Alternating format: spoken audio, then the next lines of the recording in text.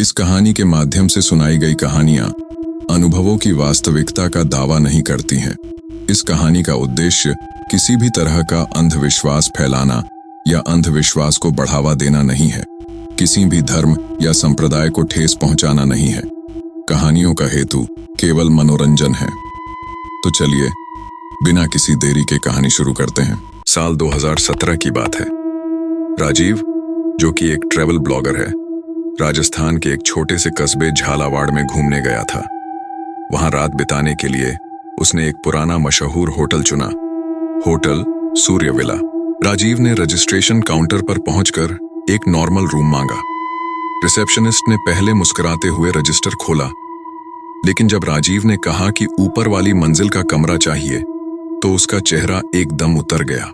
साहब, ऊपर का कमरा फिलहाल बंद है, आप नीचे का कमरा ले लीजिए। राजीव को थोड़ी हैरानी हुई, लेकिन वो जिद्दी था। बंद है तो खोल दो, मैं पैसों का डबल दे दूंगा। थोड़ी बहस के बाद होटल स्टाफ ने अनिच्छा से वो कमरा खोल दिया। सीढ़ियों से ऊपर जाते हुए राजीव ने महसूस किया हवा एकदम भारी सी हो गई है। तीसरी मंजिल की लाइटें भी कम जल रही थीं। जब उसने 309 का दरवाजा खोला तो कमरा ठीक ठाक था। बस कुछ फर्नीचर पर चादरें पड़ी थीं, जैसे बहुत दिनों से इस्तेमाल न हुआ हो। रात के 2 बजे राजीव की नींद एक तेज दरवाजा खटखटाने की आवाज से टूट गई। उसने दरवाजा खोला, कोई नहीं था। वो वापस सोने गया, लेकिन तभी बाथरूम से पानी की तेज आवाज आई। जैसे ही उसने बाथरूम का दरवाजा खोला, सारे शीशे धुंधले हो चुके थे और शीशे पर उंगली से लिखा था, निकल जा। राजीव का बदन कांपने लगा। वो समझ नहीं पाया कि क्या करे, लेकिन जैसे ही उसने मुड़कर देखा, बिस्तर पर कोई बैठा था। एक औरत, उलझे बाल, पीली आंखें और सूखा खून पूरे चेहरे पर। वो चीख उठा और सीधे नीचे रिसेप्शन की ओर भागा। होटल स्टाफ पहले से जग रहा था, जैसे उन्हें पता हो कि यह होने वाला है। उन्होंने बिना कुछ पूछे उसका सामान पैक किया और उसके लिए दूसरा होटल बुक कर दिया।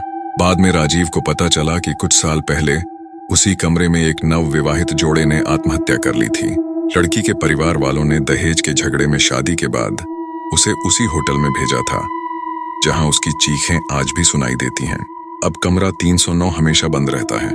उस दरवाजे पर एक ताला और एक नींबू मिर्ची की माला लटकी होती है। रात के 2:30 बजे कोई औरत कमरे के बाहर चलती दिखाई देती है और कभी कभी दरवाजा खुद ब खुद खुलता है। और इसी के साथ ये कहानी यहीं खत्म होती है। कहानी कैसी लगी कमेंट बॉक्स में जरूर बताइएगा और सब्सक्राइब जरूर कर लीजिएगा।